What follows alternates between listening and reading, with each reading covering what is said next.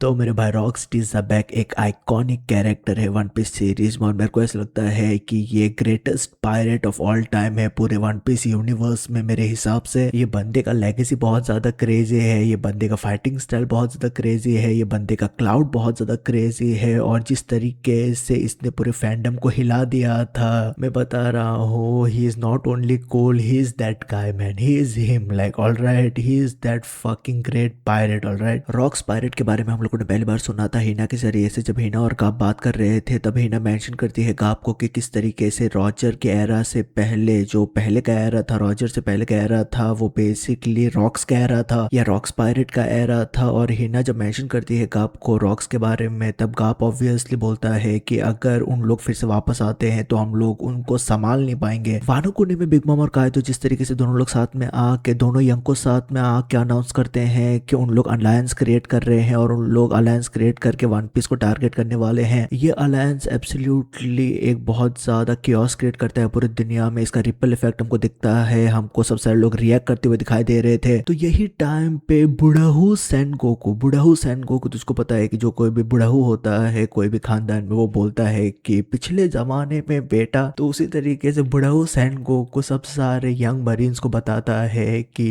जो प्रीवियस का एरा था वहां पर रॉक्स का बहुत ज्यादा ही दबदबा था। हमको सेनगोकू के जरिए से पता चलता है कि रॉक्स पायरेट्स का जो कैप्टन था उसका नाम था रॉक्स डी ज़बैक और ये बंदे के अंडर जो लोग आते थे वो थे शार्लेट लिनलिन जो बेसिकली बिग मॉम है, गोल्डन लैंड शिकी भी यहाँ पर हमको दिखाई दे रहा था, बाद में कायदो भी हमको दिखाई दे रहा था, व्हाइट बियर्ड ने भी ज्वाइन किया था, एडवर्ड न्यूगेट भी इस पूरे क्रू का हिस्सा था। तो ये बहुत ज्यादा एक लेजेंडरी पायरेट क्रू था, बहुत ज्यादा ही खतरनाक, लीथल, बहुत ज्यादा स्ट्रॉन्ग और लेजेंडरी पायरेट क्रू था जिसको लीड कर रहा था रॉक्स डी ज़बैक। रॉक्स पायरेट एक नाकामा बेस्ड क्रू नहीं था, यहाँ पर फ्रेंडशिप, यहाँ पर वो सब सारी चीजें बकचोदी यहाँ पर नहीं चल रहा था। सब सारे लोग जो कोई भी जुड़े हुए थे ये पायरेट क्रू के साथ, जो कोई भी सर्व कर रहे थे रॉक्स डी ज़बैक के अंडर, उन लोग अपने अपने मतलब मोटिवेशंस को, अपने अपने मोटिव्स को फुलफिल करने के लिए उन लोगों ने ज्वाइन किया था रॉक्स पायरेट को। और हमको सेनगोकू की जरिए पता चल रहा था कि कई बार तो लोग एक दूसरे को मार भी देते थे क्रू पे। हमको ये भी पता चलता है कि रॉक्स पायरेट का इन्वॉल्वमेंट हुआ था गॉड वैली इंसिडेंट पे, जहां पर रॉक्स पायरेट कंप्लीटली डेसिमेट हो जाते हैं, इनाइलेट हो जाते हैं उन लोग। यहाँ पर यही मोमेंट था गॉड वैली आइलैंड का जो इंसिडेंट था, गॉड वैली आइलैंड का जो मोमेंट था वो यही मोमेंट था जहां पर रॉक्स पायरेट बिखर गए थे। सेनगोकू हमको बताता है कि गाप और रॉजर दोनों लोग मिल के काम करते हैं ज़बैक को हराने के लिए और इसी वजह से गाप को हीरो ऑफ द मरीन भी कहलाया जाता है। मेरे भाई ये सब सारे क्रूशियल इन्फॉर्मेशन हमको हमारे भाई बुढ़ाऊ सेनगोकू से मिलता है और सेनगोकू ये भी मेंशन करता है कि गॉड वैली इंसिडेंट के बाद, रॉक्स पायरेट बिखरने के बाद गॉड वैली आइलैंड कंप्लीटली इनाइलेट कर दिया जाता है। वर्ल्ड गवर्नमेंट ये पूरे आइलैंड को, आइलैंड की हिस्ट्री को एक गायब कर देते हैं। आगे चलते हुए एगेड आइलैंड पे हमको थोड़ा ग्लिम्सेस मिलता है कि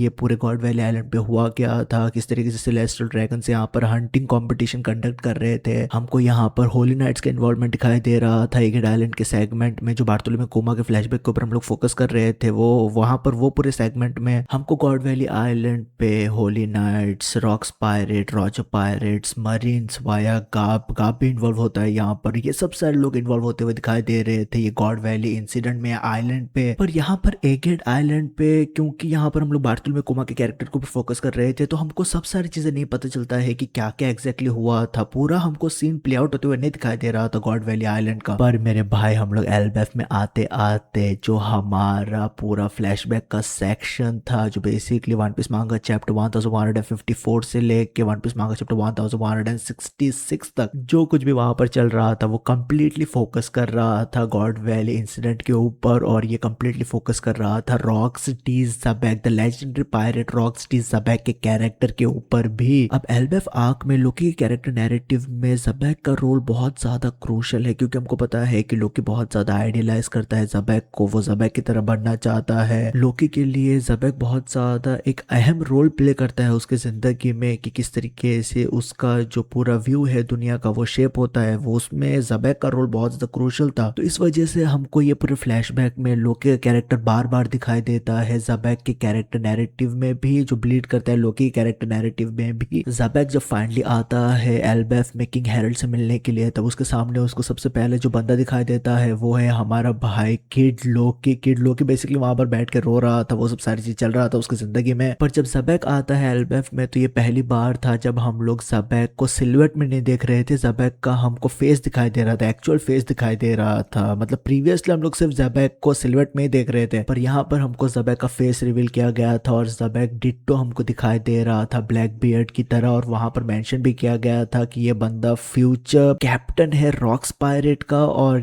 ये मतलब डैड भी है हमारे भाई मिस्टर जे। हा हा हा हा हा। तो हमारे भाई ब्लैक बियर्ड का ये फादर भी, और ये ब्लैक बियर्ड की तरह दिखता है, ठीक है। जो एक ही डिफरेंस है जबेक और ब्लैक बियर्ड के बीच में विजुअली वो वही है कि जबेक रिप्ड वर्जन है ब्लैक बियर्ड का। हमारा भाई ब्लैक बियर्ड बहुत ज्यादा चबी है, जबेक बहुत ज्यादा मस्कुलर है, ठीक है। जबेक जब इनिशियली लैंड करता है एल्बेफ पे तो हमको जबेक के साथ स्टर्सी, गोल्डन लैंड, शीकी और व्हाइट बेड दिखाई दे रहे थे। और यहाँ पर जबेक जब पूछता है लोकी को कि किंग हेरल्ड कहाँ पर है, वो बेसिकली लोकी को दो क्वेश्चन पूछता है कि क्या ये पहला जो क्वेश्चन था वो था कि क्या ये एल्बेफ है, और दूसरा क्वेश्चन है कि किंग हेरल्ड कहाँ पर है। तो जब हमारे पास जबेक को पता चलता है कि लोकी बेटा है किंग हेरल्ड का, तो वो बेसिकली उन्होंने लोकी के ऊपर अटैक करता है, क्योंकि अगर वो लोकी के ऊपर अटैक करेगा तो किंग हेरल्ड ऑब्वियसली अभी एल्बेफ में नहीं था, वो अपना डिप्लोमेसी करने में बहुत ज्यादा बिजी था पूरे दुनिया में, वो काइंड ऑफ गुडविल बिल्ड करने की कोशिश कर रहा था, इस वजह से वो एल्बेफ में इस टाइम पे नहीं था। तो हमारे भाई जबेक ने अटैक किया लोकी के ऊपर और न्यूज फैलाया दूसरे लोगों के जरिए से कि लोकी, प्रिंस लोकी को इंजरी आया है क्योंकि वो गिर गया एक हिल से। तो हम देखते हैं कि इवेंचुअली ये न्यूज जब किंग हेरल्ड के पास पहुंचता है तो किंग हेरल्ड भगा हुआ आता है एल्बेफ पे, ठीक है। पर ये सब सारी चीजों में हमको नरेटर ये भी बताता है कि हमारे भाई जब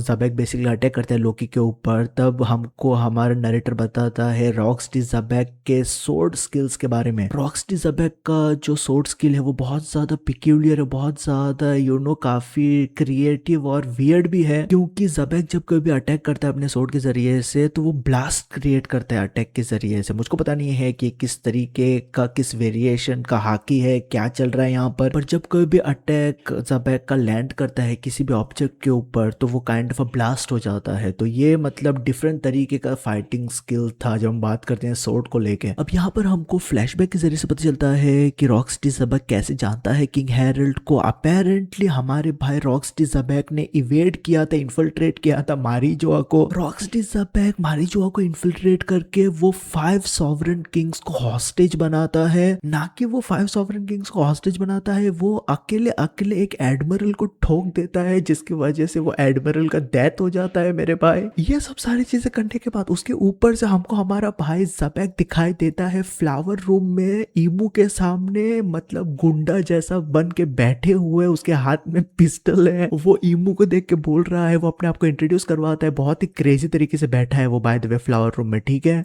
यहाँ पर वो अपने आप को जेंटलमैन तरीके से इंट्रोड्यूस करवाता है कि वो कौन है, और वो ईमू को बताता है कि अभी मेरे पास स्ट्रेंथ नहीं है तेरे को हार्म करने के लिए, पर मैं मतलब फिर से वापस जरूर आऊंगा। ये एब्सोल्यूट सैवेज है मेरे भाई, मतलब तू किसी भी डायरेक्शन से किसी भी तरीके से इसको देखेगा तो ये एब्सोल्यूट सैवेज है, ठीक है। 5 किंग को कैप्चर करना, बाद में एडमिरल को ठोक देना, मतलब बाद में वर्ल्ड रूलर के सामने बैठना जो बेसिकली किंग है इस पूरी दुनिया का, ये सब सारी चीजें करने के बाद ये बंदा एस्केप भी कर जाता है मारीजोआ से। और जब वो एस्केप कर रहा था मारीजोआ से तब वो बेसिकली क्लैश करता है किंग हेरल्ड के साथ। किंग हेरल्ड हमको पता है कि वो बेसिकली अफिलिएट करना चाहता है एल्बेफ को वर्ल्ड गवर्नमेंट के साथ, इस वजह से उसने अपने आप को स्मगल किया था किंग के जरिए से रेवरी में, पर उसका कवर ब्लो हो जाता है और हम देखते हैं इवेंचुअली रॉक्सटी जबेक और किंग हेरल्ड के बीच में absolutely megalithic kind of a clash, ये कॉन्करर्स हाके का क्लैश था। और जिस तरीके से नरेटर इसको हाइप अप कर रहा था, वो बोलता है, नरेटर बोलता है कि ये लोगों का क्लैश इतना इंसेन था, इतना क्रेजी था कि 5 किलोमीटर के रेडियस में जो कुछ भी था वो मतलब एब्सोल्युटली इनाइलेट हो जाए, गायब हो जाता है। दिस इज क्रेजी ब्रो, मतलब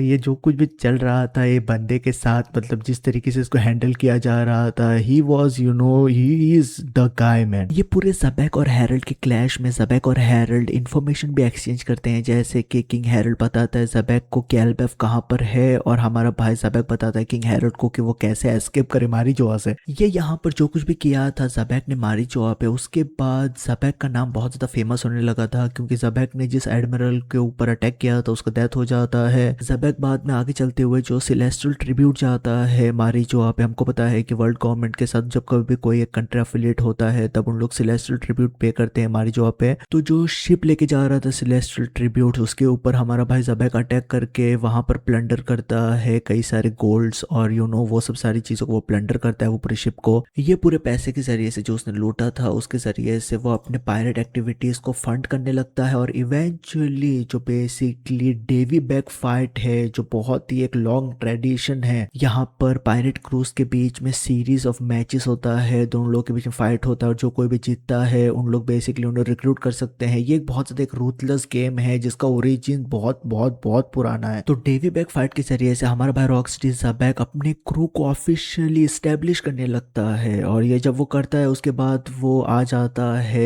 एल्बेफ में किंग हैरल्ड को रिक्रूट करने के लिए, क्योंकि किंग हैरल्ड उसके पूरे प्लान में, उसके ग्रैंड प्लान में बहुत ज़्यादा इंपॉर्टेंट था। अब यहाँ पर किंग हैरल्ड रॉकस्टी ज़बैक के प्रपोजल को नकार देता है। किंग हैरल्ड बोलता है कि वो अपने आप को अफिलिएट नहीं करवाना चाहता है, अपने आप को एसोसिएट नहीं करवाना चाहता है वो रॉक्स पायरेट्स के साथ, थग्स के साथ, पायरेट्स के साथ, क्योंकि हमारे भाई किंग हैरल्ड का जो मेन एम्बिशन है, जो उसका मेन मोटिवेशन है, जो वो करना चाहता है वो ये है कि वो अपने आप को अफिलिएट करवाना चाहता है ऑफिशियली वर्ल्ड गवर्नमेंट के साथ। ज़बैक ऑब्वियसली क्लाउन कर रहा था यहाँ पर हमारे भाई किंग हैरल्ड को। ज़बैक यहाँ पर बोल रहा था किंग हैरल्ड को कि तेरे को कभी भी उन लोग फेयर डील नहीं देंगे, तेरे को मतलब जो कुछ भी चाहिए वो अपने हाथों से लेना पड़ेगा ये दुनिया में। पर हमको पता है कि किंग हैरल्ड का क्या माइंडसेट हो गया था। वो बोल रहा था कि प्रीवियसली भी एल्बेफ के कई सारे जो जायंट्स थे जो चाहिए वो करते थे, कुछ भी नहीं मतलब रूल्स वगैरह कुछ नहीं फॉलो करते थे, तो वो काइंड ऑफ इमेज और परसेप्शन चेंज करना चाहता, उसकी तरफ ही वो काम कर रहा था, डिप्लोमेसी गुडविल बिल्ड कर रहा था वो पूरे दुनिया में, वो सब सारी चीजें। तो इस वजह से यहाँ पर किंग हैरल्ड नकार देता है हमारे भाई ज़बैक को और वो बार बार नकार रहा था यहाँ पर हमारे भाई रॉकस्टी ज़बैक को। वो बोलता है कि मैं तेरे क्रू को नहीं ज्वाइन करूंगा, तेरे प्लान्स को भी नहीं ज्वाइन करूंगा। यहाँ पर ज़बैक का जो प्लान था वो ये था कि वो हाचिनोसु आइलैंड को, जो पायरेट्स पैराडाइज कहलाया जाता है, जो फुलालिड आइलैंड बोला जाता है, वो उसको कैप्चर करना चाहता था। अब हुआ क्या था कि हाचिनोसु आइलैंड बेसिकली उसका हिस्ट्री ये था कि वो एक बैरन लैंड था, इस वजह से कंट्री के कई सारे जो फ्यूजिटिव्स थे, जो बहुत ज्यादा खतरनाक क्रिमिनल्स थे, उनको एक पेनफुल डेथ देने के लिए उनको ऐसे हाचिनोसु आइलैंड पे छोड़ दिया जाता था और उन लोग बहुत ज्यादा एक दर्दनाक मौत मरते थे क्योंकि वहां पर कुछ है नहीं। तो अल्टीमेटली होता क्या है कि थोड़े सालों के बाद कई सारे जो क्रिमिनल्स को यहाँ पर ड्रॉप ऑफ किया जा रहा था, कंट्रीज जो कई सारे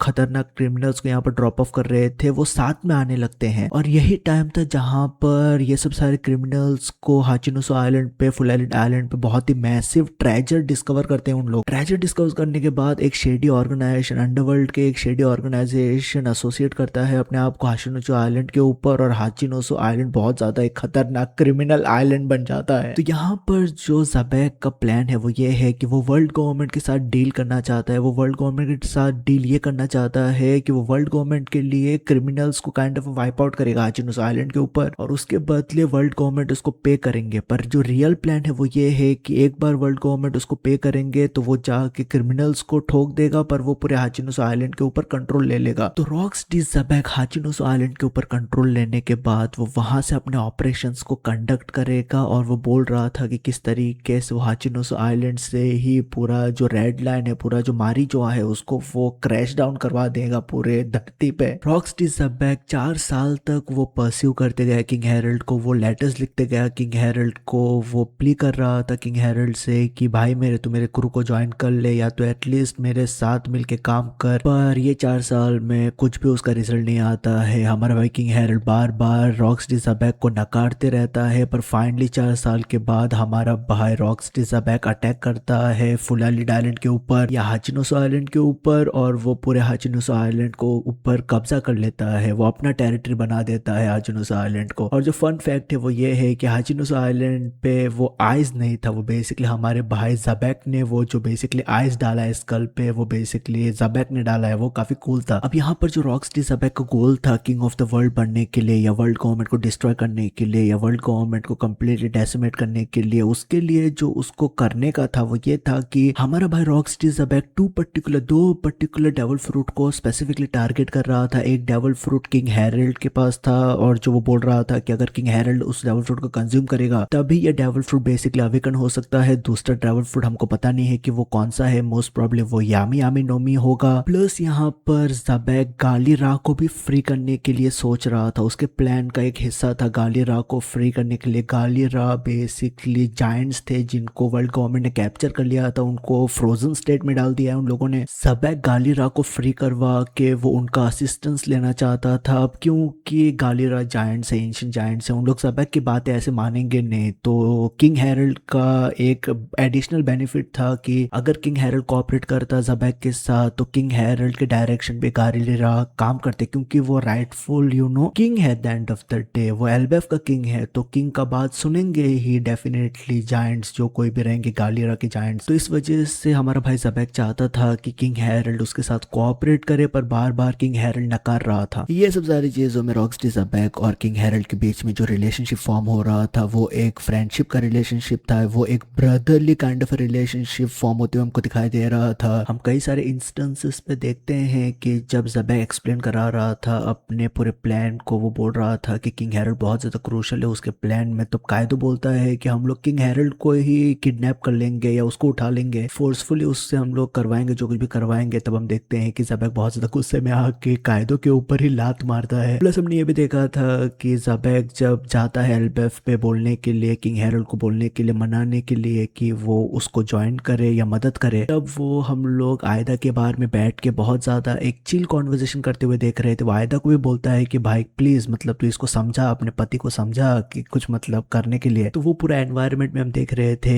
कि किस तरीके का रिलेशनशिप है किंग हैरल्ड और ज़बैक के बीच में, और ज़बैक बहुत ज़्यादा ही रिस्पेक्ट करता है किंग हैरल्ड को। अब ये पूरे एराम में हमारे भाई रॉकस्टी ज़बैक या रॉक्स पायरेट का दबदबा था ही, बहुत ज़्यादा नाम था ही, पर जो और एक ग्रुप बहुत ज़्यादा ही पॉपुलर था पूरे दुनिया में, ये पूरे एरा में, वो थे कूजा पायरेट्स। कूजा पायरेट्स को इस एरा में लीड कर रही थी ग्लोरोसिया। ग्लोरियस बहुत ज़्यादा ब्यूटीफुल थी और बहुत ज़्यादा उसकी ब्यूटी को अप्रिशिएट किया जा रहा था वर्ल्ड वाइड। ग्लोरोसिया ये टाइम पे कैप्टन थी कूजा पायरेट की, पर ग्लोरोसिया से भी जो सबसे ज़्यादा फेमस थी वो थी शाकी, जो फर्स्ट मेट है ग्लोरोसिया की। इवेंचुअली जब आगे चलते हुए ग्लोरोसिया प्यार में गिरती है रॉजर के और वो काइंड ऑफ ज्वाइन करती है हमारे भाई रॉक्स पायरेट को। तब अल्टीमेटली हम देखते हैं कि कूजा पायरेट को लीड करती है या नेक्स्ट प्रिंसेस जो बनती है अमेजोन लिली की, वो थी शाकी। और शाकी भी हम देखते हैं कि काफ़ी समय से वो कूजा पायरेट्स को लीड करती है, पर अल्टीमेटली वो भी प्यार में गिरती है रेली के। इस वजह से वो पायरेट क्रू को छोड़ देती है, वो अमेजोन लिली की प्रिंसेस नहीं बनती है, वो छोड़ देती है। वो सब सारी चीज़ें हमको पता है कि वो क्या पूरा एंगल है वहाँ पर। तो शाकी अपने पायरेट क्रू को छोड़ने के बाद वो जाती है फुलालिड आइलैंड पे। वो फुलालिड आइलैंड पे जाके अपना एक बार सेटअप करती है। ऑलरेडी शाकी बहुत ज़्यादा पॉपुलर थी इस पूरे एरा में। जब उसका इन्वॉल्वमेंट होता है फुलालिड आइलैंड के साथ, तब उसको नाम दे दिया जाता है कि वो जूल है इस पूरे आइलैंड की, या वो एक ट्रेजर है इस पूरे आइलैंड की। ये बहुत ज़्यादा क्रूशल है क्योंकि शाकी बहुत ज़्यादा क्रूशल रोल प्ले करती है गॉड वैली इंसिडेंट में, इस वजह से मैंने मेंशन किया यहाँ पर। मेरे भाई रॉकस्टी ज़बैक ने हाचिनुसा आइलैंड को कैप्चर करने के बाद वो 2 साल में बहुत सारे कांड करता है। पर्टिकुलरली हम लोग रॉक्स पायरेट्स को देखते हैं एक फिलेंथ्रोपिक ऑर्गेनाइजेशन के ऊपर रेड मार के उनका खजाना चुराते हुए। ये इंसिडेंट पूरा डिपिक्ट कर रहा था किस तरीके से रॉक्स पायरेट्स में यूनिटी नहीं है। कई सारे लोग रॉक्स पायरेट्स में ट्रेजर के तलाश में उन लोग एक दूसरे को अंडर द बस फेंक रहे थे, बिट्रे करते हुए हमको दिखाई दे रहे थे। और हम देखते हैं कि जब हम लोग रेड मारते हैं तब कम समय में नेवी आ जाते हैं, जिसका मतलब ये है कि किसी न किसी ने रॉक्स पायरेट में से ही किसी न किसी ने टिप ऑफ किया था नेवीज को, इस वजह से उन लोग इतने जल्दी यहाँ पर आते हैं। तो कोई ना कोई तो स्निच भी था रॉक्स पायरेट्स में। पर ये 2 साल में रॉक्स पायरेट बहुत ही खतरनाक कांड करते हैं। उन लोग 16 डॉक्यूमेंटेड रेड करते हैं, 76 शिप्स को उन लोग सिंक कर देते हैं, 14 पोर्ट्स के ऊपर अटैक करके उन लोग उन पोर्ट्स को कंप्लीटली वाइप आउट कर देते हैं, 5 टाउन्स को उन लोग गायब कर देते हैं मैप से, और एक नेशन को उन लोग कंप्लीटली डेसिमेट कर देते हैं। उन लोग बहुत सारे इंटरनेशनल लॉ और बहुत सारी चीजें तोड़ देते हैं यहाँ पर, ठीक है। रॉक्स पायरेट्स ये टाइम पे इन सिंपल वर्ड्स उन लोग बजक मोड में चले गए थे और उन लोग kind of strongest pirate crew थे वाइड ओशन पे ये टाइम पे स्पेसिफिकली। ये मेरे भाई बहुत ही एक बड़ा प्रॉब्लमेटिक बात था वर्ल्ड गवर्नमेंट के लिए, जिसको काउंटर करने के लिए वर्ल्ड गवर्नमेंट एक स्ट्रेटेजी बनाते हैं। ये स्ट्रेटेजी में world government specifically 5 elders orders देते हैं किंग हैरल्ड को कि अगर किंग हैरल्ड निपटाता है रॉक्स्टी ज़बैक को या टेक आउट करता है हमारे भाई रॉक्स्टी ज़बैक को या रॉक्स पायरेट्स को, तो 5 एल्डर्स या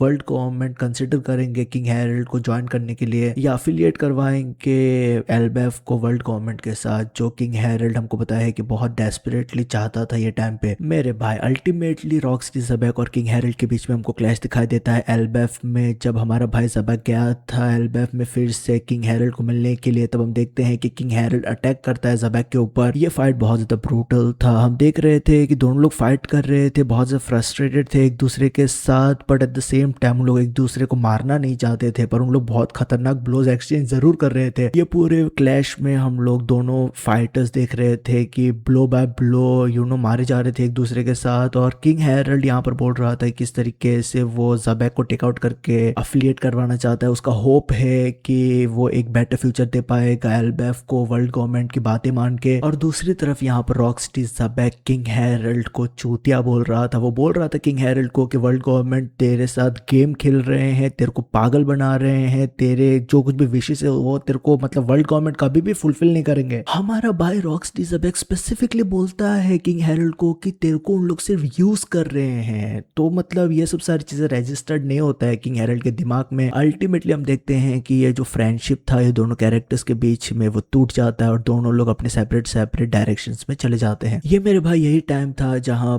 पर Roger king of the pirate जाता है हाचिनुसा आइलैंड पे। वो गया था शाकी से मिलने के लिए। हम देखते हैं कि रॉजर और ज़बैक के बीच में किस तरीके का डायनेमिक है। प्लस यही टाइम पे फिगारलैंड कार्लिंग 5 एल्डर्स के पास जाके वो रिक्वेस्ट डालता है कि जो नेक्स्ट हंटिंग कंपटीशन होगा वो गॉड वैली आइलैंड के ऊपर होगा जो अनएफिलिएटेड है वर्ल्ड गवर्नमेंट के साथ। बहुत ही एक नेचुरली रिसोर्सफुल ये कंट्री है। प्लस यहाँ पर जो एक चीज उसने यहाँ पर डिस्कवर किया है वो ईमू के लिए बहुत ज्यादा एक खुशखबरी होगा। ईमू के लिए, ईमू को बहुत ज्यादा पसंद आएगा जो उसने डिस्कवर किया है गॉड वैली आइलैंड पे। तो ये सब सारी चीजें साइमल्टेनियसली हो रहा था। अब ये जो गॉड वैली आइलैंड के ऊपर हंटिंग कॉम्पिटिशन था यहाँ पर कई सारे प्राइजेस रखा गया था। हमको पता है कि गॉड वैली आइलैंड पे जो कोई भी नेटिव लोग हैं उनको कंप्लीटली उन लोग मैसेकर कर रहे थे अपने मनोरंजन के लिए। ये एथनिक क्लेंजिंग था बेसिकली। तो ये कॉन्टेस्ट में प्राइज के रूप में लेजेंडरी डेविल फ्रूट्स को रखा गया था। ट्रेजर तो बहुत ढेर सारा था ही इस पूरे आइलैंड पे। प्लस बकनियर के क्लैन मेंबर्स यहाँ पर रखे गए थे मैसेकर करने के लिए। डेवी क्लैन के मेंबर को बेसिकली मैसेकर किया जा रहा था यहाँ पर, जो बहुत एक बड़ा बात है क्योंकि वर्ल्ड गवर्नमेंट में जो सेलेस्टियल ड्रैगन्स है उन लोग बकनियर्स, बाद में जायंट्स, बाद में डेवी क्लैन को बहुत ज्यादा ही हेट करते हैं। मोस्ट स्पेसिफिकली डेवी क्लैन को तो बहुत ज्यादा ही हेट करते हैं उन लोग। पर अबव ऑल जो सबसे मोस्ट वैल्यूएबल प्राइज था इस पूरे कॉन्टेस्ट में जिसको रखा गया था वो थी शाकी। शाकी को किडनैप कर लिया गया था हाचिनुसा आइलैंड से। यहाँ पर हमको पता चला था कि ओचुकुन ने यहाँ पर डिफेक्ट किया था, वो धोखा दिया था। उसने किडनैप कर लिया था शाकी को और शाकी को उसने हैंड ओवर किया था वर्ल्ड गवर्नमेंट को कई सारे पैसों के लिए मुझे लगता है। तो शाकी को कैप्चर कर लिया गया था हाचिनुसा आइलैंड से और उसको लेके आया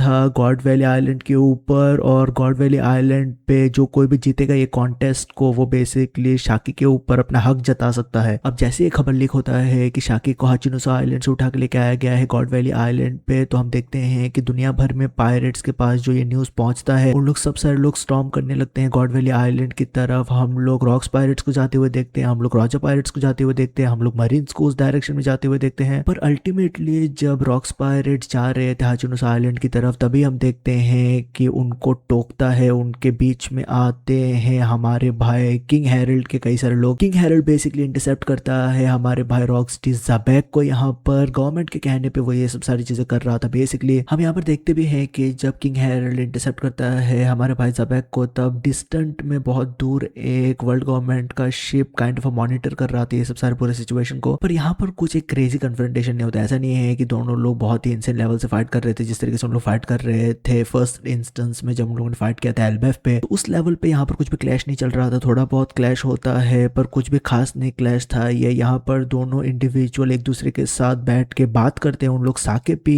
के एक दूसरे के साथ बात करते हैं और ये कॉन्वर्सेशन बहुत ज्यादा इंपॉर्टेंट था। ये इस वजह से इंपॉर्टेंट था क्योंकि ज़बैक बताता है अपने ट्रू आइडेंटिटी के बारे में किंग हेरल्ड को। वो किंग हेरल्ड को बताता है कि उसका सही नाम है, उसका सच में नाम है या रियल नेम है उसका डेवी डी ज़बैक। वो डेवी क्लैन मेंबर है और वो डेवी क्लैन से बिलोंग करता है। उसकी वाइफ है, बाद में उसका बच्चा भी है और उसने अपने वाइफ और अपने बच्चे को भेजा है गॉड वैली आइलैंड पे जो हमारे भाई रॉकस्टी ज़बैक का होम आइलैंड है। तो मुझे लगता है कि जो डेवी क्लैन है वो काइंड ऑफ ओरिजिनेट करता है गॉड वैली आइलैंड पे या उन लोगों ने काइंड ऑफ रेफ्यूज लिया रहेगा बहुत सालों बहुत सदियों सालों पहले उन लोगों ने रेफ्यूज लिया रहेगा गॉड वैली आइलैंड पे। पर ज़बैक गॉड वैली आइलैंड से आता है। तो ज़बैक यहाँ पर एक्चुअल में जा रहा है गॉड वैली आइलैंड पे शाकी को बचाने के लिए नहीं, वो अपने वाइफ और अपने बेटे को बचाने के लिए जा रहा है वहां पर गॉड वैली आइलैंड पे। तो ये सब सारी चीजें जब ज़बैक बताता है किंग हेरल्ड को और बाद में ज़बैक यहाँ पर किंग हेरल्ड से उसका मदद भी मांग रहा था पर किंग हेरल्ड फिर से नकार देता है। पर अल्टीमेटली दोनों लोग थोड़ा क्लैश करते हैं, मतलब ऐसा फेक दिखाने के लिए कि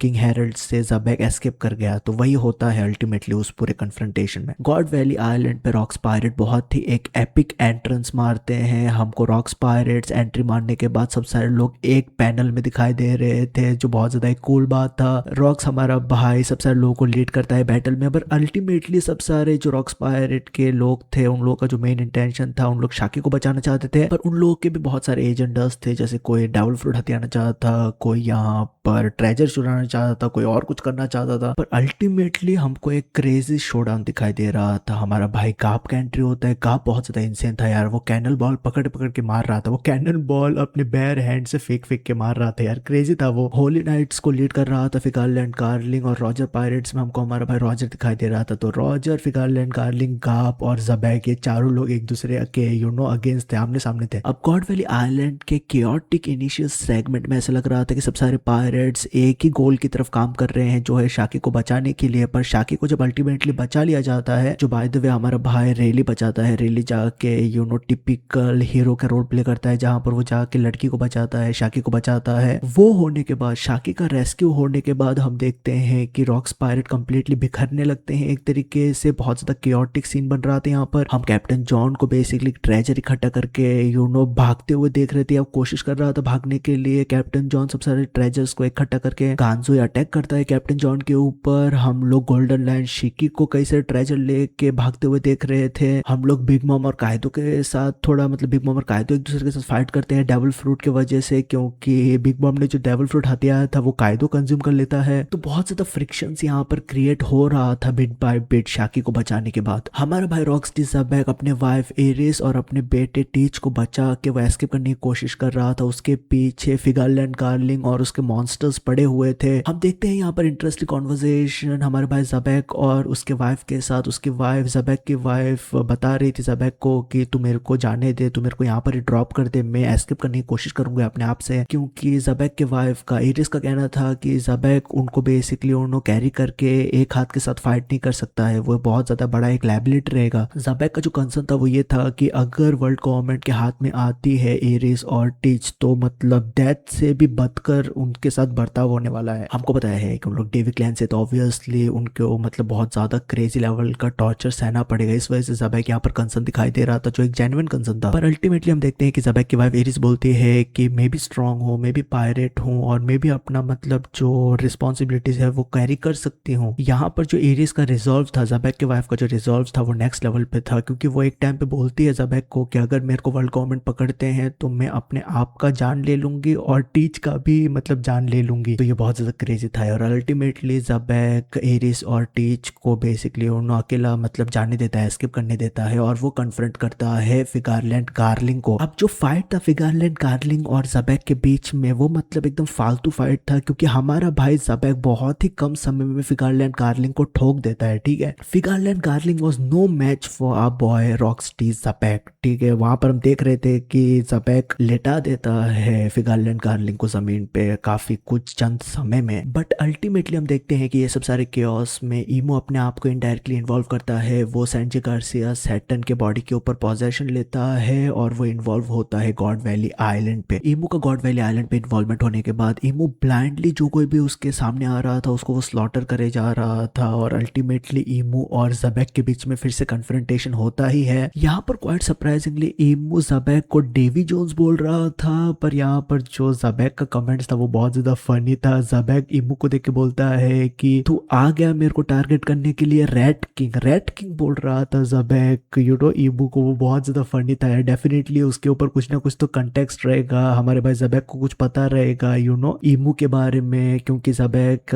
डेवी लिनियज से उसने कुछ ना कुछ तो सुना रहेगा ईमो के बारे में, इस वजह से उसको वो रैट किंग बोल रहा है। प्लस यहाँ पर ज़बैक कुछ प्रॉमिस के बारे में बोल रहा था। मेरे को इनिशियली लगा था कि ज़बैक जब फ्लावर रूम में गया तो उसने बोला था कि मैं तेरे को फिर से मिलूंगा। वो मेरे को लगा था कि जब ज़बैक ने यहाँ पर बोला कि मेरे को अपना प्रॉमिस फुलफिल करना पड़ेगा, तो मेरे को ऐसा लगा कि वो उसको रेफर कर रहा है, पर मुझे नहीं लगता है वो उसको रेफर कर रहा था, वो किसी दूसरी चीज को रेफर कर रहा था जो पास्ट में हुआ था। ज़बैक ईमो के बॉडी के ऊपर रैपिड सक्सेशन में वो अटैक मारे जा रहा था। ज़बैक ईमो के बहुत सारे टुकड़े करे जा रहा था, पर अल्टीमेटली हम देखते हैं एक सीन में कि ज़बैक, रॉजर, गाप, लिन, कायदो, सब सारे लोग, व्हाइट बियर्ड भी यहाँ पर, सब सारे लोग कॉम्बिनेशन अटैक मारते हैं ईमो के ऊपर, जिसकी वजह से ईमो बहुत एक हैवी डैमेज सस्टेन करता है। अब यहाँ पर सब सारे लोग ईमू को ही नहीं टारगेट कर रहे थे, पर अटैक्स ऐसा मतलब हो गया कि ईमू के ऊपर ही लैंड हुआ, पर फिर भी ये सब सारी चीजों से हमारा भाई ईमू रिकवर कर पाता है और फिर से ज़बेक जाता है अटैक करने के लिए ईमू के ऊपर। और ईमू हम देखते हैं कि किस लेवल का कैरेक्टर है वो, मतलब कोई भी उसका मॉरल्स वगैरह वो सब सारी चीजें नहीं है। ईमू यहाँ पर टारगेट कर रहा था, ईमू यहाँ पर देख पाता है अपने ऑब्जर्वेशन हाकी के जरिए से, वो देख पाता है इरिस और टीच को, ज़बेक के वाइफ और बेटे को वो देख पाता है, ईमू देख पाता है एस्केप करते हुए। और यहाँ पर ईमू वही बोलता है कि मैं तेरे वाइफ और बेटे को देख पा रहा हूँ एस्केप करते हुए। ये जब ज़बेक सुनता है तब वो अपना बेसिकली काम खो देता है। हम देखते हैं कि ज़बेक अपना काम खो के बेसिकली वो अपना बेसिकली डमीनर खो के वो अटैक करने जाता है, फिर से बहुत ही रेज में वो अटैक करने जाता है ईमू के ऊपर। तभी ही ईमू इसका फायदा उठा के, ये अपॉर्चुनिटी का फायदा उठा के ज़बेक को स्टैप करता है और ईमू बोलता है कि मैं नहीं मारने वाला हूँ तेरे वाइफ और बेटे को, मैं कुछ भी नहीं करूंगा, बेसिकली तू ही मारने वाला है अपने वाइफ और बेटे को। और यही टाइम था जहां पर ईमू ज़बेक के बॉडी के ऊपर डॉमी रिवर्सल यूज करता है मेरे भाई, और हम लोग हमारे भाई ज़बेक को ओनी या डीमन में बदलते हुए देखते हैं। अब ईमू जब ज़बेक के ऊपर डॉमी रिवर्सल यूज करता है तब इनिशियली हम देखते हैं कि हालांकि हमारा भाई ज़बेक ओनी में बदल गया था, उसके डिमोनिक फॉर्म में बदल गया था, पर इंस्टेंटली हमारा भाई ज़बेक अपना कॉन्शियसनेस नहीं खोता है, वो अपना माथा नहीं खोता है। यहाँ पर हम देख रहे थे कि ज़बेक अपने ओनी फॉर्म में भी बात कर रहा था, वो प्रोवोक करने की कोशिश कर रहा था ईमू को। ज़बेक बोलता है कि किस तरीके से David D Jones basically previous king of the world था, जिसके रिस्पॉन्स में ईमू बोलता है कि वो बंदा कभी भी किंग नहीं था इस पूरी दुनिया का। बाद में ज़बेक पूछता है ईमू को कि तू सबसे ज्यादा किससे डरता है, तू जॉय बॉय से ज्यादा डरता है या तू डेविड डी जोन्स से ज्यादा डरता है। तो ये दोनों नाम सुन के हमको पता है कि ईमू काइंड ऑफ ट्रॉमेटिक मोड में चले जाता है। ईमू ज़बेक को यहाँ पर बताता है कि किस तरीके से वो एल्बेफ को अपने अंडर लेके आएगा, किस तरीके से वो मैनिपुलेट करेगा किंग हेरल्ड को। वो बोल रहा था कि पहली बार सदियों बाद ऐसा सॉवरन आया है, वो बेसिकली किंग हेरल्ड को बोल रहा था कि ऐसा सॉवरन आया है जो एकदम पागल है। तो वो बोल रहा था कि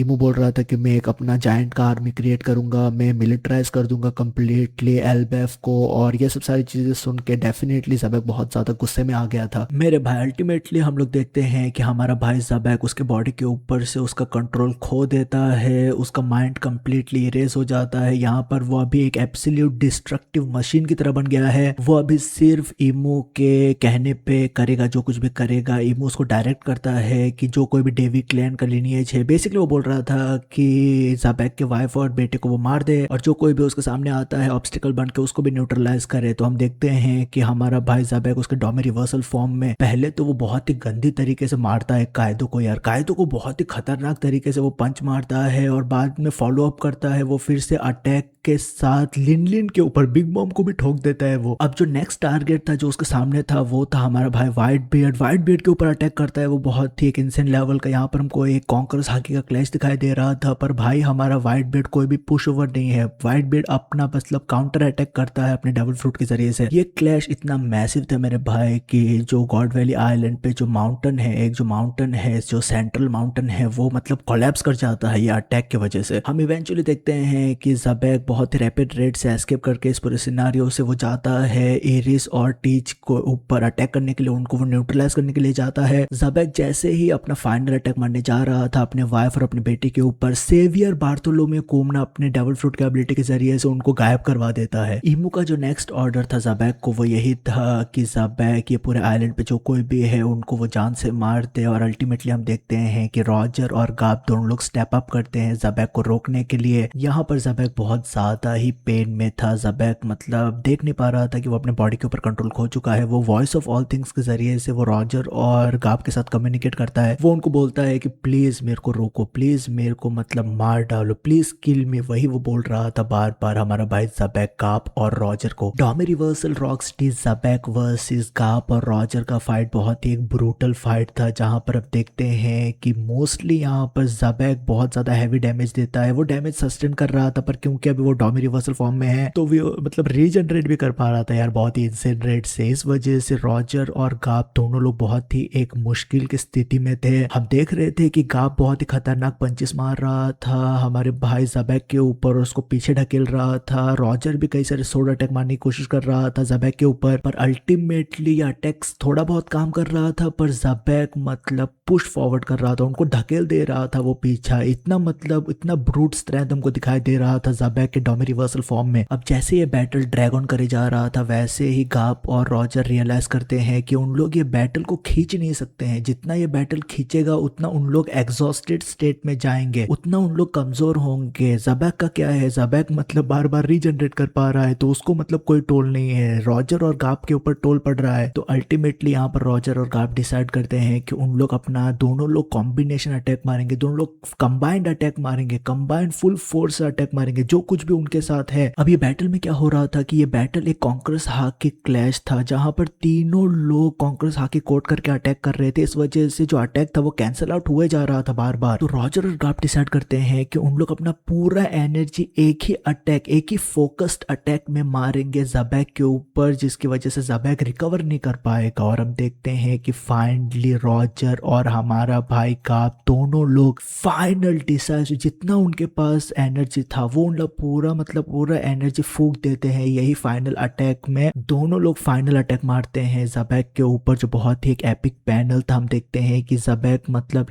बिखरते हुए हमको दिखाई दे रहा था कई सारे पीसेस में। और अल्टीमेटली मेरे भाई ये अटैक मारने के बाद, गाप और रॉजर ये अटैक मारने के बाद उन लोग हिल नहीं पा रहे थे, पर उन लोगों ने ज़बैक को हरा जरूर दिया था। रॉकस्टी ज़बैक हारने के बाद उसका जो डोमी रिवर्सल का एस्पेक्ट था, जो वो फॉर्म था, वो बेसिकली वेयर आउट हो जाता है। और हम लोग हमारे भाई रॉकस्टी ज़बैक को उसके मतलब कॉन्शियसनेस में आते हुए देखते हैं। अब हालांकि हमारा भाई ज़बैक ऑलरेडी उसके डेथ बेड पे था, पर जो फाइनल ब्लो था वो डिलीवर किया था फिगारलैंड गार्लिंग ने। क्योंकि ये फाइट कंक्लूड होने के बाद कोई भी हिल नहीं पा रहा था, ना ज़बैक हिल पा रहा था, ना रॉजर हिल पा रहा था, ना गाप हिल पा रहा था। गबान और रेली आते हैं रॉजर और गाप को उठा के लेके जाने के लिए। तो इस वजह से ऑलरेडी ये मतलब आइलैंड पूरा बिखर गया था फाइट कर करके, पर जो फाइनल ब्लो था वो डिलीवर करता है फिगारलैंड गार्लिंग हमारे भाई ज़बैक के ऊपर। अब मुझको पता नहीं उसका अगर सच में डेथ हुआ है कि नहीं, कई सारे लोग थियरी ये भी बनाते हैं कि वो अभी तक जिंदा है, but at the end of the day ऐसा नरेटर ने बोला है कि यहाँ पर रॉकस्टी ज़बैक का डिमाइस हुआ है। रॉकस्टी ज़बैक के अपैरेंट डिमाइस के बाद गॉड वैली आइलैंड को एब्सोल्युटली एनाइलेट कर दिया जाता है, हिस्ट्री को मिटा दिया जाता है, सब सारे रिकॉर्ड्स को गायब कर दिया जाता है, ये आइलैंड ही गायब हो जाता है ये पूरे दुनिया से। अब कौन सा इंस्ट्रूमेंट यूज किया गया है इस पूरे आइलैंड को कंप्लीटली एनाइलेट करने के लिए वो हमको पता नहीं है, पर ऑलरेडी आइलैंड बहुत ज्यादा मेस्ड अप